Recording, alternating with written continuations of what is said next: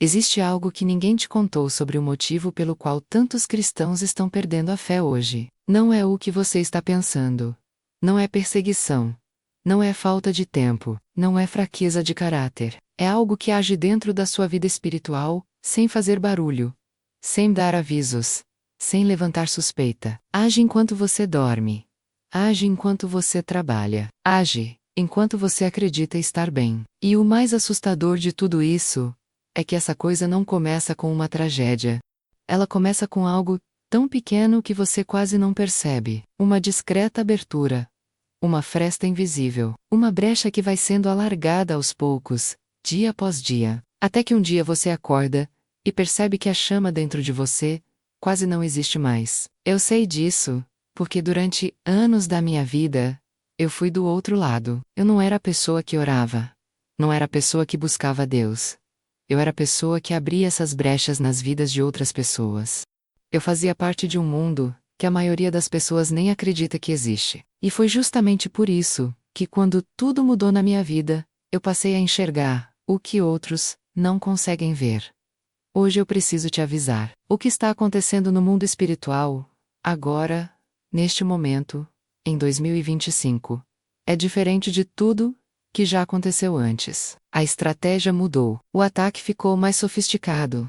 E os cristãos que acreditam estar protegidos são exatamente os alvos que estão sendo atingidos primeiro. Se você sente que sua fé esfriou sem motivo aparente, se você sente que a oração parece um ritual vazio, se você sente que algo foi sugado de dentro de você, mas não sabe o que, então, este vídeo foi feito para você. Antes de continuar, escreve aqui nos comentários: eu creio no poder da oração. Porque antes de qualquer ensinamento, antes de qualquer revelação, preciso saber que você está pronto para receber o que vou compartilhar. E o que vem a seguir vai mudar a forma como você enxerga sua vida espiritual para sempre. Eu não cheguei até você hoje por acaso, e o que vou compartilhar não é teoria, não é algo que aprendi em livros, não é uma interpretação bonita de versículos bíblicos. É experiência vivida. E isso é memória que eu preferiria não ter, mas que Deus transformou em ferramenta para proteger vidas como a sua. Durante quase 12 anos da minha vida, eu estive imersa em práticas que a maioria das pessoas só ouve falar em filmes ou séries de terror. Mas não era ficção. Era minha realidade diária. Eu aprendi rituais que manipulavam situações. Eu aprendi a identificar brechas em vidas humanas e a usá-las. Eu aprendi como o mundo espiritual funciona de verdade, não da forma romantizada que às vezes aparece por aí, mas da forma bruta, real e assustadora, que poucos têm coragem de descrever. Eu cresci em uma família que já tinha vínculos com o ocultismo. Não foi uma escolha que fiz do zero. Foi um caminho que foi sendo preparado para mim desde cedo, com muita sutileza, com muita manipulação, com pessoas que eu amava me apresentando aquilo como algo normal, como herança, como proteção. E eu acreditei. Por anos, eu acreditei que estava do lado certo, que tinha poder, que sabia coisas que outros não sabiam. E de fato, eu sabia. Só que o preço daquilo que eu sabia era algo que eu só fui entender muito mais tarde. Cada conhecimento adquirido naquele mundo tem um custo. Cada ritual praticado abre algo que nem sempre se consegue fechar sozinha. Cada pacto silencioso, cada invocação, cada cerimônia deixa uma marca que vai muito além do visível. Eu vivia com uma sensação constante de poder durante o dia e com uma sensação constante de horror durante a noite. Porque quem vive naquele mundo sabe que as forças que você chama nem sempre vão embora quando você manda. Elas ficam, elas observam. Eu passei por coisas dentro desse período que me deixaram com feridas que só a graça de Deus foi capaz de sanar. Vi coisas que não tenho como descrever com palavras sem parecer que estou exagerando. Mas quem já esteve naquele mundo sabe exatamente do que estou falando. Existe um ponto dentro da feitiçaria em que você para de controlar e começa a ser controlada. E quando você percebe que chegou nesse ponto, já é tarde demais para sair sozinha. Foi numa noite específica, numa cerimônia que prefiro não detalhar, que algo aconteceu que não estava no roteiro. Algo que não era esperado por ninguém que estava presente. Uma interferência que veio de fora daquele ambiente, de fora daquele sistema, de fora de tudo que eu conhecia até então. E essa interferência mudou o rumo da minha história de uma forma que eu jamais poderia ter planejado. Eu não vou contar tudo agora, porque o que aconteceu naquela noite está diretamente ligado ao que eu preciso te revelar sobre as brechas espirituais. E quando eu contar, você vai entender por que eu tenho autoridade para falar sobre isso. Não é autoridade de quem estudou o assunto, é autoridade de quem sobreviveu a ele. Depois que me libertei e encontrei a verdade, levei anos tentando entender como usar tudo que aprendi naquele mundo para ajudar pessoas ao invés de prejudicá-las. E foi aí que Deus começou a me mostrar algo que me deixou sem dormir por semanas. Ele começou a me mostrar que as mesmas estratégias que eu usava no ocultismo para enfraquecer pessoas estavam sendo usadas agora contra cristãos. Contra pessoas que acreditavam estar seguras. Contra pessoas que iam à igreja todo domingo e achavam que isso era suficiente. E no era. Depois que saí daquele mundo e comecei minha caminhada com Deus, eu pensei que o mais difícil já tinha ficado para trás. Pensei que a batalha maior era a saída, era a libertação, era romper com tudo aquilo que eu havia construído durante 12 anos dentro do ocultismo. Mas eu estava errada, porque o que veio depois foi algo que eu não esperava. E foi algo muito mais difícil de identificar do que tudo que eu havia enfrentado antes. Nos primeiros meses após minha conversão, eu estava em chamas. Não existe outra forma de descrever. Eu orava com uma intensidade que assustava as pessoas ao meu redor. Eu lia a Bíblia com uma fome que eu nunca tinha sentido por nada na vida. Eu ia a todos os cultos. Participava de todos os grupos. Servia em todos os ministérios que me pediam. Eu estava completamente entregue. E aquela entrega era real, era genuína. Vinha de um lugar profundo dentro de mim, que havia sido tocado de uma forma que eu não consigo explicar com palavras humanas. Mas então, algo começou. Algo que eu só fui perceber muito tempo depois, quando já estava afundada até o pescoço. Começou com uma noite. Só uma noite em que eu estava exausta e decidi que podia pular o tempo de oração. Só aquela noite, essa é que o dia. Amanhã eu compensaria. Mas na semana seguinte aconteceu de novo. E dessa vez eu não compensei tão rápido. E na semana depois disso aconteceu uma terceira vez. E aí começou a virar hábito, sem que eu tivesse tomado a decisão consciente de deixar virar hábito. Junto com isso, outras coisas foram mudando. O celular foi ocupando os espaços que antes eram de silêncio e meditação. As conversas que eu tinha com pessoas foram mudando de tom. Eu comecei a me envolver em assuntos que antes eu desviava naturalmente. Uma fofoca aqui, uma reclamação ali, um comentário desnecessário acolá. Nada que parecesse grave, nada que levantasse um alarme vermelho dentro de mim. Só pequenas coisas, pequenas concessões diárias que eu fui normalizando uma a uma. E foi aí que eu comecei a sentir algo que reconheci. Reconheci porque já tinha visto antes, mas do outro lado, eu comecei a sentir aquela sensação de vazio que cresce devagar, como uma mancha de umidade numa parede. Você não vê ela aparecer. Um dia você olha e ela já tomou conta de um espaço enorme. Eu comecei a sentir que minhas orações estavam batendo no teto, que as palavras saíam da minha boca, mas não chegavam a lugar nenhum, que a Bíblia que antes falava diretamente com meu coração, agora era só texto numa página. E o pior de tudo, eu continuava fazendo tudo certo por fora. Continuava indo aos cultos, continuava servindo, continuava sendo vista como uma mulher de fé. Por fora estava tudo aparentemente bem. Por dentro estava acontecendo uma drenagem silenciosa que eu não conseguia nomear. Foi numa madrugada que eu não conseguia dormir que Deus começou a me mostrar o que estava acontecendo. Eu estava inquieta, com aquela agonia no peito que não tem explicação racional. Me levantei e fui orar, mas as palavras não saíam. Fui pegar a Bíblia e abri sem destino. Uma daquelas vezes em que você abre, sem saber, o que está procurando.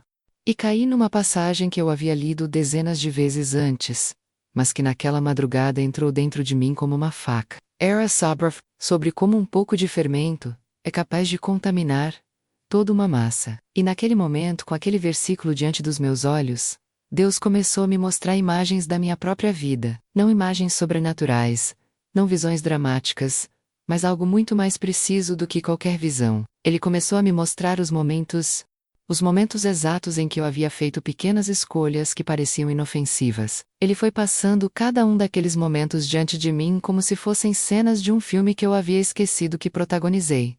E eu comecei a chorar. Não de tristeza. Chorei de reconhecimento. Porque eu havia visto aquilo antes. Eu havia feito aquilo antes, do outro lado. Naquele mundo de onde eu havia saído. No ocultismo, quando se quer enfraquecer alguém, você não ataca de frente. Ataque frontal gera defesa, gera reação, gera mobilização espiritual. O que realmente funciona, o que eu aprendi nas cerimônias mais avançadas, é a introdução de pequenas perturbações silenciosas, pequenas sementes de distração, pequenos gatilhos de desânimo, pequenas brechas que vão sendo abertas uma a uma. Tão devagar, que a pessoa nunca consegue identificar o momento exato em que perdeu o equilíbrio. Era exatamente isso que estava acontecendo comigo. E foi naquela madrugada que eu entendi que o inimigo não havia desistido de mim só porque eu havia me convertido. Ele havia apenas mudado de estratégia. Havia trocado o ataque direto pelo enfraquecimento progressivo. Havia trocado o confronto pela erosão. E estava funcionando. Eu fiquei de joelhos naquela madrugada por horas. E pedi a Deus que me mostrasse cada brecha, cada ponto de entrada, cada pequena concessão que havia virado uma rachadura na minha armadura espiritual. E Ele mostrou uma por uma, com uma clareza que só posso descrever como misericórdia sobrenatural. Se você está sentindo algo parecido com o que descrevi, se você reconhece essa sensação de vazio crescente, de oração sem resposta, de fé que foi esfriando sem que você tenha percebido quando isso começou, então escreve aqui nos comentários agora: Senhor, abre meus olhos espirituais, porque o primeiro passo para fechar uma brecha é reconhecer que ela existe. E Deus honra quem tem coragem de pedir para enxergar a verdade, mesmo quando a verdade é desconfortável. O que vou contar agora é a parte mais difícil de falar. Não porque me envergonha. Já passei da fase da vergonha faz muito tempo. É difícil porque é a parte que mais mexe com as pessoas quando eu conto pessoalmente. E eu sempre fico em dúvida se as palavras escritas vão conseguir carregar o peso do que realmente aconteceu. Mas vou tentar, porque o que aconteceu naquela época precisa ser dito. Precisa ser ouvido, especialmente agora. Especialmente neste momento em que vivemos, onde o mundo espiritual está mais agitado do que em qualquer outro período que eu possa me lembrar. Algumas semanas depois, daquela madrugada em que pedi a Deus que me mostrasse as brechas, eu tive uma experiência que não estava nos meus planos. Não estava nos planos de ninguém. Era uma tarde comum. Um dia sem nada de especial na agenda. Eu havia terminado meu tempo de leitura da Bíblia e estava em oração, mas minha mente estava dispersa. Era exatamente o tipo de oração que eu havia normalizado naquele período. Aquela oração mecânica, de lábios que se movem enquanto a mente viaja para outros lugares. E foi justamente nesse estado de distração que algo aconteceu. Eu senti uma presença. Quem nunca viveu no mundo espiritual de forma intensa pode achar que estou sendo dramática, mas quem já sentiu sabe que não tem como confundir. Não é sensação psicológica. Não é sugestão da mente. É algo que você percebe com uma camada de você que não tem nome nos idiomas humanos. É anterior ao pensamento. É mais profundo do que o sentimento. E naquele momento eu senti uma presença que não deveria estar ali. Não era maligna da forma óbvia que as pessoas imaginam. Não havia cheiro de enxofre. Não havia temperatura caindo. Não havia nada cinematográfico. Era algo muito mais sutil e muito mais perigoso do que qualquer manifestação dramática. Era uma presença de familiaridade, uma presença que parecia conhecer minha história, uma presença que parecia saber exatamente quais eram os meus pontos fracos, minhas inseguranças, minhas memórias mais dolorosas. E essa presença começou a falar. Não com voz audível, falava através de pensamentos que pareciam meus, mas que eu reconheci imediatamente como não sendo meus. E sabe o que essa presença estava dizendo? Não estava dizendo que eu era pecadora. Não estava me condenando. Não estava tentando me afastar de Deus de forma direta. Estava fazendo algo muito mais sofisticado do que isso. Estava me convencendo de que eu estava bem. Estava me dizendo que o cansaço que eu sentia era natural. Que qualquer pessoa passaria pelo mesmo. Que Deus entendia. Que eu havia lutado muito. E merecia um descanso espiritual. Estava me oferecendo justificativas para cada brecha que havia se aberto. Estava me dizendo que as pequenas concessões que eu havia feito não eram grande coisa, que Deus era misericordioso, e que Ele certamente não estava me abandonando por causa de coisas tão pequenas, e o pior de tudo é que tudo aquilo soava razoável. Soava como conforto, soava quase como graça. Foi aí que eu entendi com uma clareza que me partiu por dentro, o que as Escrituras querem dizer quando falam que o inimigo se disfarça de anjo de luz. Eu sempre li aquilo como metáfora. Naquele momento eu entendi que não era metáfora nenhuma, era descrição literal de uma estratégia real. A voz que estava falando comigo naquela tarde não estava tentando me destruir de forma violenta. Estava tentando me adormecer de forma gentil, estava tentando me convencer de que eu podia relaxar a guarda. De que eu podia abrir mão da vigilância, porque estava segura, de que as brechas não eram brechas, eram só pausas necessárias. E eu conhecia aquela estratégia. Eu havia usado aquela estratégia, no ocultismo, quando se quer manter alguém preso dentro de um ciclo de enfraquecimento espiritual. A técnica mais eficiente não é o terror. Terror desperta terror, mobiliza. Terror faz a pessoa correr para Deus. A técnica mais eficiente é o conforto falso. É fazer a pessoa se sentir bem dentro de uma situação que está destruindo ela por dentro. É anestesiar a percepção espiritual, com justificativas, que parecem razoáveis. É criar uma realidade alternativa, onde tudo está bem, enquanto tudo vai desmoronando. Eu havia feito isso com pessoas. Eu havia enviado exatamente esse tipo de influência sobre vidas que me pediram para prejudicar. E agora eu estava reconhecendo a mesma coisa sendo feita comigo. Me levantei do lugar onde estava. Fui até o centro do quarto, e comecei a orar em voz alta. Não em sussurros. Em voz alta, com autoridade. Não a autoridade que eu achava que havia perdido, mas a autoridade que eu havia recebido quando me tornei filha de Deus, e que continuava sendo minha, independentemente do meu estado emocional, independentemente das minhas falhas, independentemente de quantas brechas eu havia deixado se abrir, porque essa é uma verdade que o inimigo não quer que você saiba. A autoridade que você tem em Cristo não depende de você estar no seu melhor momento espiritual.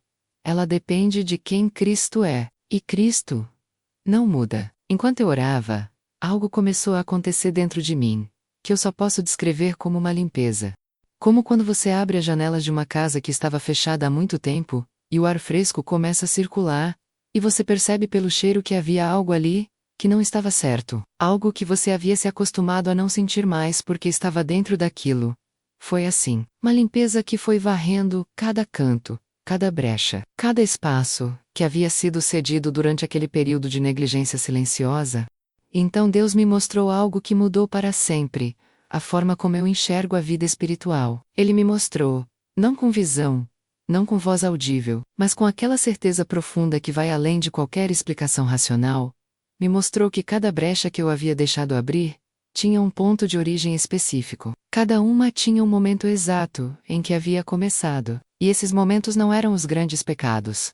Eram os pequenos descuidos, eram as pequenas indiferenças. Eram os momentos em que eu havia escolhido o conforto imediato no lugar da disciplina espiritual. Eram os momentos em que eu havia dito para mim mesma: só hoje, só essa vez, só um pouquinho. E Deus me mostrou que cada um desses momentos havia sido observado, não por Ele com condenação, mas pelo inimigo com planejamento. Cada pequena abertura havia sido catalogada, havia sido anotada, havia sido usada como ponto de apoio para a próxima concessão, e para a próxima depois dessa. Era uma estratégia construída sobre a minha própria negligência. Tijolos feitos das minhas próprias escolhas pequenas. Eu chorei naquele quarto por um tempo que não sei dizer quanto foi. Chorei com aquele choro que limpa por dentro. E quando parei de chorar, algo havia mudado. Não externamente. Por fora, tudo estava igual. Mas por dentro, algo havia sido restaurado, que eu não sabia que havia perdido até o momento em que voltou. E foi ali, naquele quarto, naquele momento, que eu recebi a revelação que preciso compartilhar com você hoje. A revelação que mudou minha vida, e que pode mudar a sua também, se você tiver coragem de receber-la do verdade. A brecha discreta não é uma porta que o inimigo abre, é uma porta que nós mesmos deixamos entreabertas. E ele simplesmente entra pelo espaço que nós cedemos. Isso muda tudo, porque se a brecha foi aberta por nós, ela pode ser fechada por nós, com arrependimento genuíno. Com retorno à presença de Deus, com a decisão consciente de voltar a fazer o que sabemos que devemos fazer, não por medo, não por obrigação, mas pelo amor que um dia nos trouxe até aqui e que nunca foi embora. Mesmo quando nós nos afastamos dele, depois daquele dia no quarto, eu poderia dizer que tudo ficou perfeito imediatamente, que acordei no dia seguinte transformada, renovada, sem nenhuma luta, sem nenhuma dificuldade. Mas eu não vou dizer isso, porque não foi assim. E se eu dissesse que foi, estaria te vendendo uma mentira bonita, que não te ajudaria em nada. A verdade é que a transformação real não acontece num estalo. Ela acontece numa decisão que precisa ser renovada todos os dias, e o que mudou naquele dia não foi minha circunstância. Foi minha consciência. Foi o fato de que eu parei de ser enganada sobre o que estava acontecendo dentro de mim. E quando você para de ser enganada sobre o problema, você pode finalmente começar a resolvê-lo. Nos dias que se seguiram àquela experiência, eu tomei algumas decisões que pareciam pequenas, mas que foram cirúrgicas. A primeira delas foi a mais difícil. Eu decidi parar de negociar com o meu tempo de oração. Durante aquele período de drenagem silenciosa, eu havia desenvolvido o hábito de barganhar comigo mesma. Se eu estava cansada, eu negociava. Se eu estava ocupada, eu negociava. Se eu estava com preguiça, eu negociava, e cada negociação parecia razoável individualmente. Mas o conjunto de todas elas havia criado uma vida de oração, que era só a sombra do que havia sido um dia. Então eu parei de negociar, não de forma religiosa, não com uma lista de regras que eu precisava cumprir para me sentir aprovada, mas de forma consciente, entendendo que o tempo de oração não é uma obrigação que eu cumpro para Deus. É um espaço que eu protejo para mim mesma. É a única hora do dia em que eu me conecto com a fonte de tudo que eu preciso para funcionar.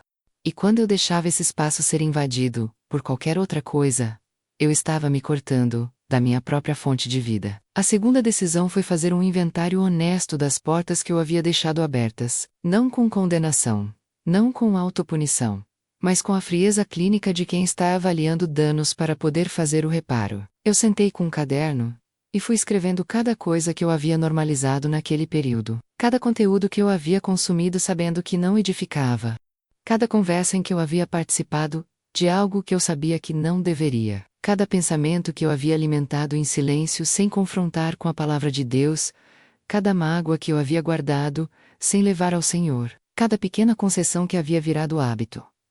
A lista era maior do que eu esperava, e cada item naquela lista era uma brecha, uma entrada, um espaço cedido. Fui item por item diante de Deus com arrependimento genuíno. Não o arrependimento performático de quem está tentando se sentir melhor, o arrependimento real, que dói, que reconhece, que decide mudar. E algo foi acontecendo à medida que eu fazia isso. Era como se cada item da lista que eu entregava a Deus fosse um tijolo sendo removido de uma parede que havia sido construída entre mim e ele. Uma parede que eu mesma havia construído, tiolo por tiolo, concessão por concessão, sem perceber o que estava erguendo. A terceira decisão foi a que mais me surpreendeu, em termos de resultado. Eu decidi voltar a ser intencional com o que entrava nos meus ouvidos e nos meus olhos, não de forma fanática, não criando uma bolha artificial de isolamento do mundo, mas com discernimento real sobre o que eu estava permitindo que ocupasse espaço dentro de mim, porque eu havia aprendido no ocultismo, e Deus confirmou isso através da sua palavra, que o que você alimenta cresce.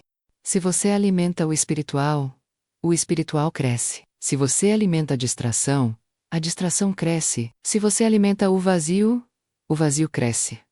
Não tem como escapar dessa lei. Ela funciona independentemente de você acreditar nela. E aí eu comecei a ver resultados que não esperava ver tão rápido. A primeira coisa que voltou foi a sensibilidade. Aquela capacidade de sentir quando algo não estava certo, aquele alerta interno que havia sido silenciado durante o período de drenagem, começou a funcionar de novo. Comecei a perceber coisas que antes passavam despercebidas. Comecei a sentir quando uma conversa estava indo para um lugar que não me fazia bem. Comecei a perceber quando um conteúdo estava plantando algo dentro de mim que eu não queria que crescesse. Essa sensibilidade é um presente que Deus nos dá, e que nós frequentemente desperdiçamos, porque não a cultivamos. A segunda coisa que voltou foi a alegria. Não a alegria circunstancial, aquela que depende de as coisas estarem bem na vida para existir. A alegria que vem de dentro. Aquela que a Bíblia chama de fruto do Espírito. A alegria que não tem explicação racional, mas que você reconhece imediatamente, quando está presente porque ela é diferente de qualquer outra coisa que o mundo pode oferecer. Eu havia esquecido como era sentir aquilo, havia me acostumado com uma versão funcional da vida cristã, que operava sem alegria, como um carro que anda mas que está com o motor soando errado.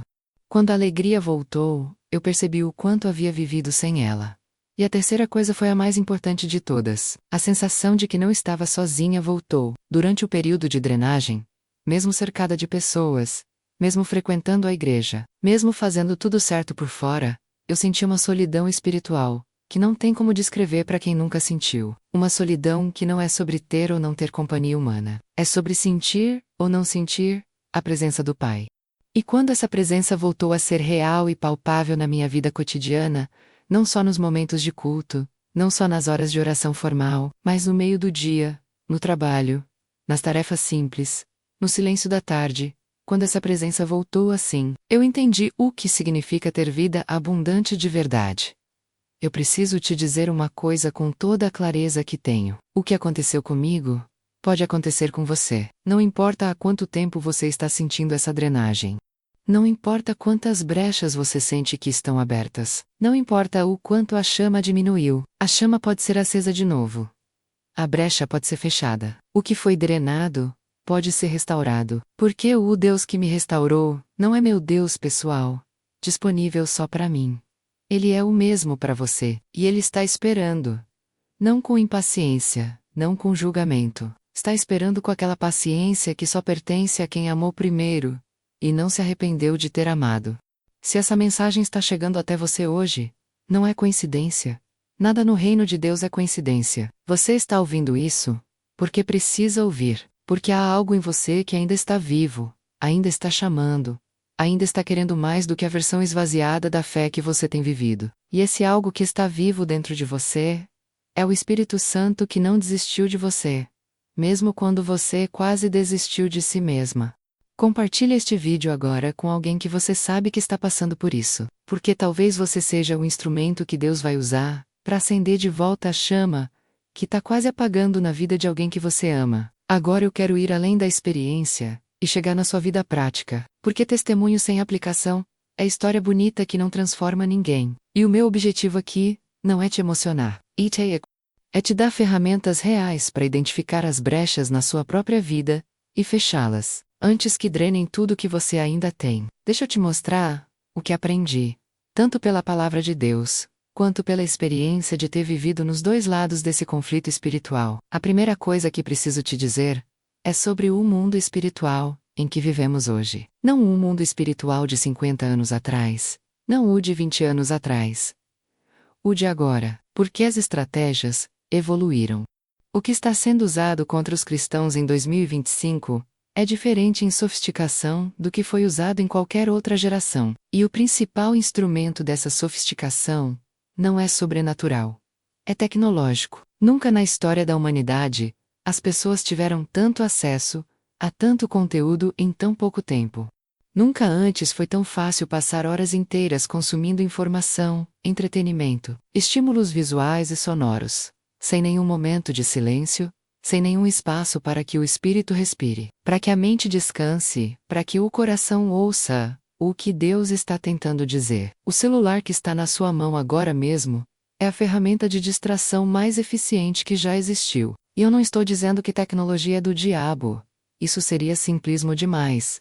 Estou dizendo que a forma como a maioria das pessoas usa a tecnologia hoje está criando um estado de dispersão espiritual crônica, que é exatamente o ambiente que o inimigo precisa para trabalhar sem resistência. Quando eu estava no ocultismo, um dos ensinamentos mais repetidos era sobre a importância do silêncio para quem queria se manter sensível ao mundo espiritual. O silêncio era cultivado como ferramenta, era protegido como recurso valioso. Porque no silêncio a percepção espiritual se aguça. No silêncio você ouve o que o barulho estava cobrindo. E hoje, a grande maioria dos cristãos não tem silêncio em suas vidas. Acorda com música, vai trabalhar com podcast, volta com vídeo, dorme com série. O silêncio foi eliminado, e com ele foi embora a capacidade de ouvir o que Deus está falando no sussurro. A Bíblia conta que o profeta Elias, num momento de profundo esgotamento espiritual, procurou a voz de Deus, e não a encontrou no vento forte, não a encontrou no terremoto, não a encontrou no fogo. A encontrou na voz mansa e delicada, na quietude, no silêncio que vem depois de todo o barulho. Se Deus fala no silêncio, e você eliminou o silêncio da sua vida, você eliminou o principal canal pelo qual ele se comunica com você. Essa é a primeira brecha prática que quero que você identifique hoje. Quanto silêncio real você tem na sua vida? Não silêncio acidental, não silêncio de quando o celular acaba a bateria. Silêncio intencional. Silêncio cultivado. Silêncio protegido. A segunda aplicação prática é sobre o que eu chamo de dieta espiritual. Assim como o que você come determina a saúde do seu corpo, o que você consome determina a saúde do seu espírito. E a maioria das pessoas não faz nenhuma conexão entre o conteúdo que consome diariamente e o estado espiritual em que se encontra. Você assiste horas de conteúdo que planta ansiedade, que alimenta emberra, que normaliza comportamentos que contradizem tudo que você acredita, e depois se pergunta: por que está ansioso? Por que está insatisfeito? Por que sua fé parece fraca? A resposta está na dieta. O que você alimenta, cresce. Sempre. Sem exceção. Não estou pedindo que você se isole do mundo. Estou pedindo que você comece a ser consciente e intencional sobre o que você permite que entre. Existe uma diferença enorme entre consumir conteúdo e ser consumido por ele. Existe uma diferença entre usar as redes sociais e ser usado por elas. E essa diferença se chama discernimento. O discernimento não é um dom místico reservado para poucos escolhidos, é uma capacidade espiritual que todo filho de Deus possui e que precisa ser exercitada para se manter ativa. A terceira aplicação é sobre o arrependimento rápido. Essa é uma das práticas mais poderosas e menos faladas dentro da vida cristã cotidiana. No período em que eu estava sendo drenada espiritualmente, um dos padrões que eu identifiquei olhando para trás foi o de deixar as falhas se acumularem sem resolvê-las. Eu errava, me sentia mal por um momento, prometia que ia melhorar, e seguia em frente, sem realmente levar aquilo a Deus, com honestidade. E cada erro não resolvido ficava como uma camada de sujeira que ia se acumulando, criando uma distância que eu sentia, mas não conseguia explicar. Arrependimento rápido é a prática de não deixar o sol se pôr sobre as suas falhas sem trazê-las a Deus. É não deixar acumular, é não deixar uma brecha aberta por mais tempo do que o necessário. É a prática de manter o canal limpo, não porque você precisa ganhar o amor de Deus, mas porque um canal sujo transmite mal. E você precisa que a transmissão seja boa, especialmente agora, especialmente no tempo em que vivemos, onde a pressão espiritual sobre cada vida está maior do que em qualquer outro momento que eu possa me lembrar. A quarta aplicação é sobre comunidade. Um dos primeiros sinais de que a drenagem espiritual está avançando é o isolamento progressivo. Você começa a faltar nos cultos com mais frequência, começa a se afastar dos grupos, começa a preferir a solidão da sua casa à comunhão com outros cristãos. E isso não é coincidência, é estratégia. Porque uma brasa separada das outras esfria sozinha muito mais rápido do que esfriaria dentro do fogo. O inimigo sabe disso. E por isso, o isolamento é sempre um dos primeiros movimentos dentro de um processo de enfraquecimento espiritual. Você não foi feita para caminhar sozinha. A vida cristã não foi projetada para ser vivida no isolamento. A palavra de Deus fala de forma consistente sobre comunhão, sobre exortação mútua, sobre carregar os fardos uns dos outros, não porque você é fraca, mas porque você foi criada para funcionar em conexão. Uma árvore sozinha no campo resiste menos à tempestade do que uma floresta, porque as raízes se entrelaçam embaixo da terra, de forma que o que vemos por cima não revela. E é exatamente assim que funciona a comunidade genuína de fé. O que se passa embaixo, no invisível, no que ninguém vê, é o que sustenta quando a tempestade vem. A quinta e última aplicação que quero deixar com você hoje é sobre a permanência. Essa palavra que Jesus usou com tanta ênfase quando falou sobre a videira e os ramos.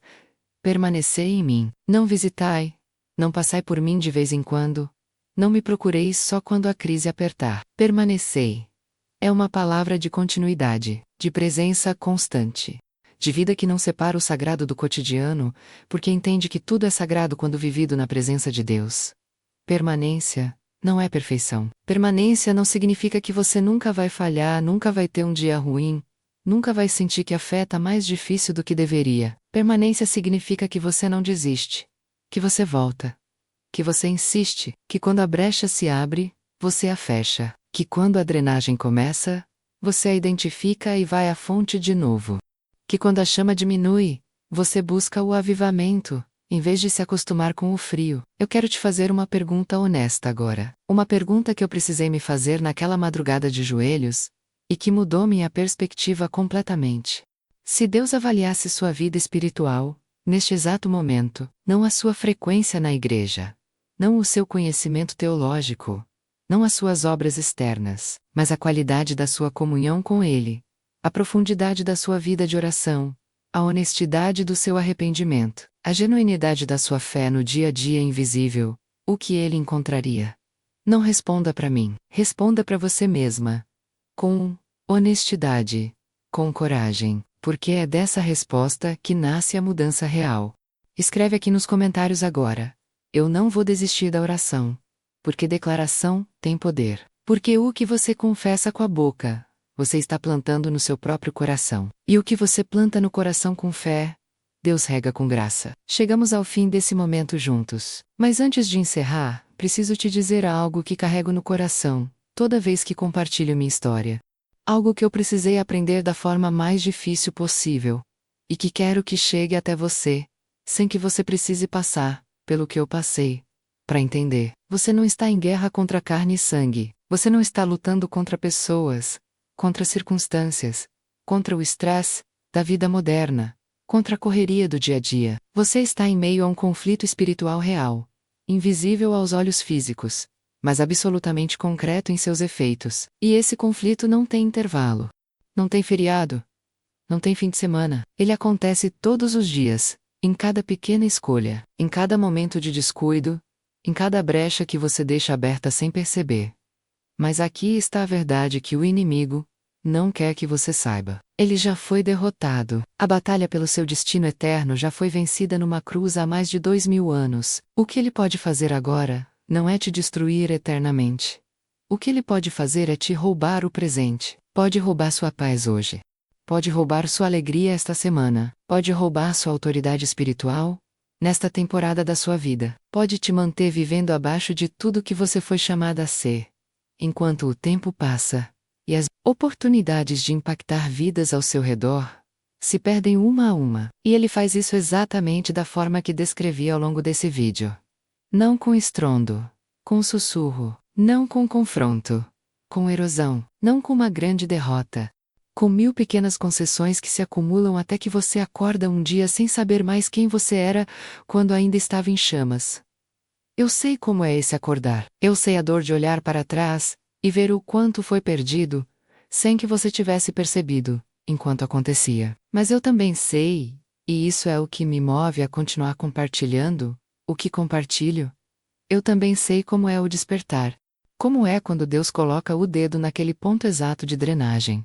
E você finalmente vê o que estava invisível. Como é quando o arrependimento genuíno abre um canal que estava entupido, e a presença de Deus volta a fluir com uma força que você havia esquecido que era possível. Como é quando a chama que estava quase apagada encontra o sopro do Espírito e volta a arder com uma intensidade que faz tudo ao redor parecer diferente. Isso está disponível para você agora. No mano. Não depois que você resolver todos os seus problemas. Não quando você se sentir mais preparada ou mais merecedora. Agora, exatamente onde você está. Exatamente com as brechas que você tem. Exatamente com o cansaço que você sente. Porque Deus não espera você chegar perfeita para te receber. Ele te recebe onde você está para te levar onde você precisa chegar. Se você chegou até aqui nesse vídeo, algo dentro de você reconheceu o que foi dito, algo dentro de você foi tocado. E eu quero te convidar a não deixar esse toque passar sem resposta. Não deixe o dia acabar sem voltar para o lugar de oração. Não deixe essa semana terminar sem abrir a Bíblia com vontade real de ouvir o que Deus tem a dizer para a sua vida. Não deixe mais um mês se passar com as brechas abertas que você já identificou, mas ainda não fechou. O momento é agora. A decisão é sua. E o Pai está esperando com uma paciência que não tem fundo e um amor que não tem condição. Antes de ir, eu quero te fazer um convite triplo, que vem do fundo do coração. Escreve aqui nos comentários: o inferno treme quando eu oro. Porque é verdade, porque cada vez que você dobra os joelhos com fé genuína, algo acontece no mundo espiritual que vai muito além do que você consegue ver. Cada oração importa. Cada vez que você escolhe orar no lugar de desistir, você está fechando uma brecha e abrindo uma janela do céu. Compartilhe esse testemunho com alguém que você sabe que está com a chama fraca. Pode ser uma amiga, um familiar, alguém que você segue nas redes sociais e percebe que está distante de Deus. Você pode ser o instrumento que Deus vai usar para acender de volta o que estava quase apagando. Não subestime o poder de um vídeo enviado na hora certa para a pessoa certa. Eu não estou aqui por acaso. Você não chegou até esse vídeo por acaso. E a pessoa para quem você vai compartilhar não vai receber por acaso. Deus é soberano até nos algoritmos. E se você ainda não se inscreveu no canal, faz isso agora. E ativa o sino de notificações, porque no próximo vídeo, eu vou revelar algo que poucos têm coragem de falar abertamente. Vou mostrar qual é o primeiro sintoma interno de que a autoridade espiritual de uma pessoa já começou a ser comprometida, antes de qualquer crise aparecer por fora, antes de qualquer sinal visível, antes de qualquer coisa que outras pessoas possam perceber. É algo que você pode identificar hoje na sua própria vida e corrigir antes que vire um problema que vai custar muito mais caro resolver depois. Drenagem silenciosa só vence quando passa despercebida. E agora que você percebeu, nada mais será como antes. Eu te vejo no próximo vídeo.